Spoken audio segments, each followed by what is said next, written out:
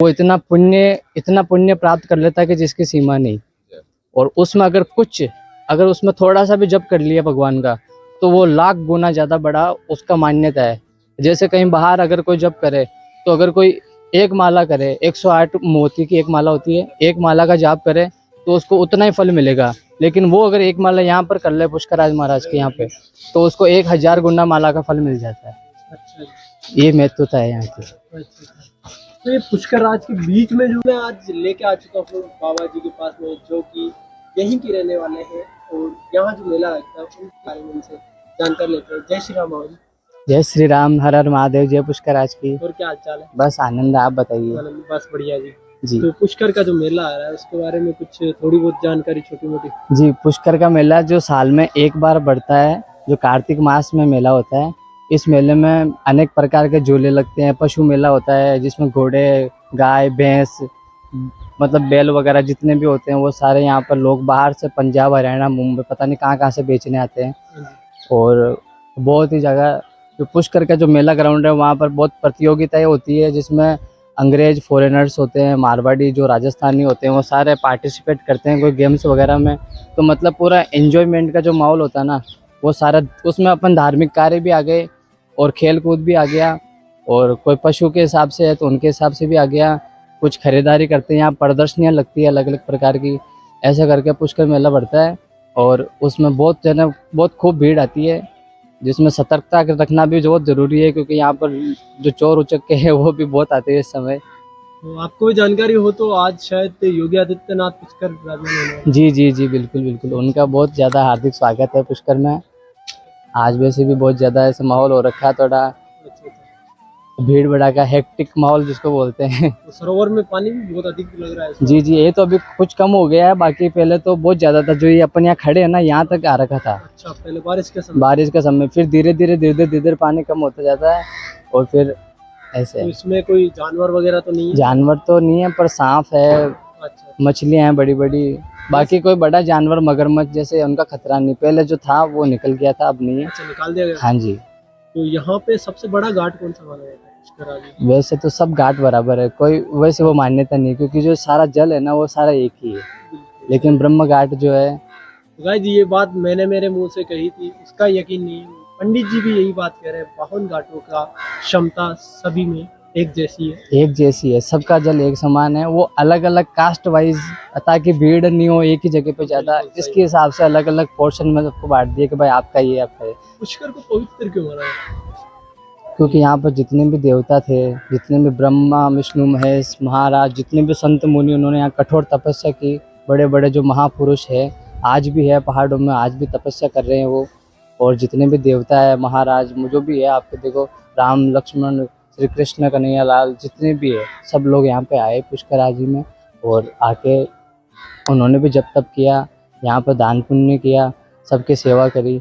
उसके हिसाब से इसकी बहुत महत्वता है। जितना ये गूढ़ रहस्य है, अच्छा। जितना जानोगे, जितना जाओगे इसके अंदर, उतना डीप जाते जाओगे आप। तो यहाँ पे मैंने देखा विदेशी पर्यटक भी सबसे ज्यादा आते हैं। विदेशी पर्यटक का आने का सबसे मेन ये है कि वो आध्यात्मिकता से जुड़े हुए हैं। अच्छा। मेडिटेशन बहुत करते हैं और उनको ये चीज़ ज़्यादा पता होती है, क्योंकि वो दिन भर ध्यान में रहते हैं।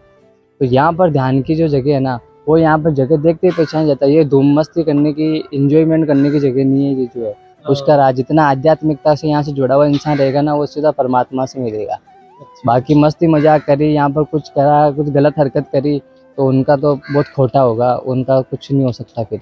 पुष्कर राज में देखने को भी नहीं मिलता है। पुष्कर राज में नहीं मिलता। यहाँ पर तो जो इंसान अगर सच्ची भावना से और भगवान से जुड़ने के हिसाब से आता ना, तो एक दिन में सफल हो जाएगा। और गलत काम करने आएगा तो वो भटक जाएगा, इतना भटक जाएगा ना कि वो कहीं जा ही नहीं पाएगा बाहर। अच्छा। ब्रह्मांड का एक छोटा सा स्वर्ग बोलते हैं इसको। अच्छा जी। तो यहाँ एक बूढ़ा पुष्कर भी है, तो वो कितना जी, दूर है यहाँ से? यहाँ से मात्र 2 या 3 किलोमीटर है। अच्छा। जी। तो पुष्कर मेले में आने वाले जो साथी है, भाई लोग हैं, उनके बारे में कुछ? उनके बारे में तो ये है कि आप आए, अच्छे से आए, और पुष्कर आज आ रहे हो तो बड़ा स्नान करो, फिसलन का ध्यान रखिए, फिसलन बहुत ज़्यादा है। और भगवान का जाप करते हुए, स्मरण करते हुए स्नान करें। कोई गंदी भावना हो वो छोड़ के जाए, लेके कुछ नहीं जाए। यहाँ से लेके जाए तो भगवान का प्रेम और स्नेह लेके जाए, उनका हाथ पकड़ के जाए।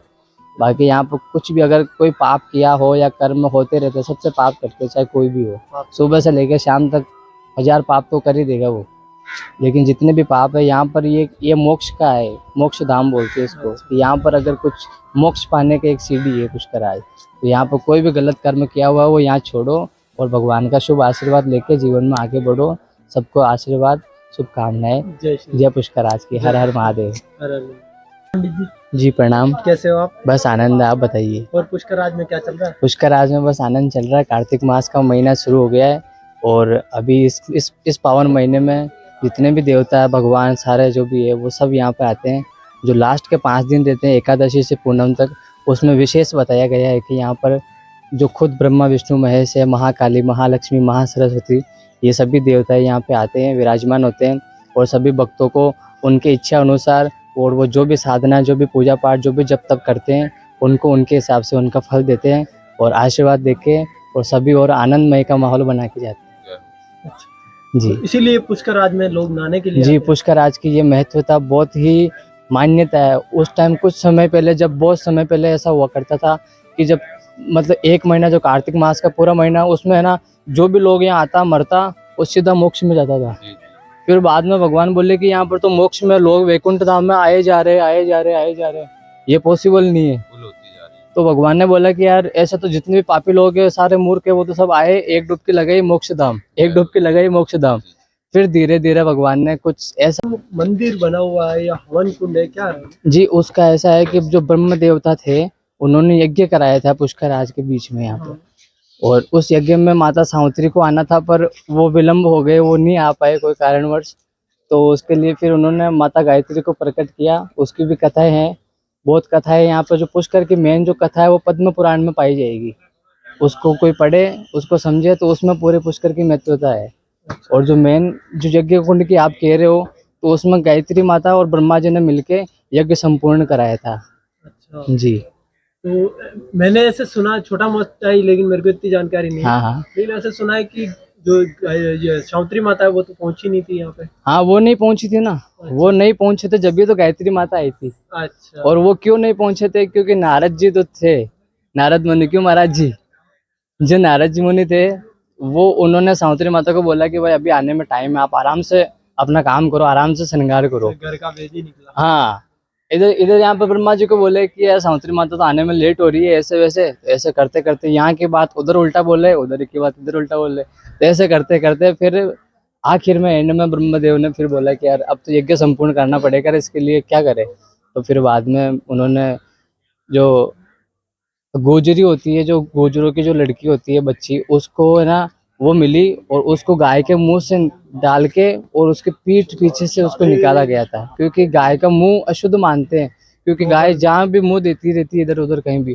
तो गाय का मुंह अशुद्ध होता है। जो उसका पीठ का जो पोर्शन है वहां से उस बच्ची को निकाला, तो उसको गायत्री नाम दिया। कि जो गाय या त्रि मतलब बाहर गाय, ऐसा करके उसका गायत्री नाम हुआ। और वो फिर ब्रह्मदेव की पत्नी बनके और वो यज्ञ संपूर्ण कराया। जी महाराज।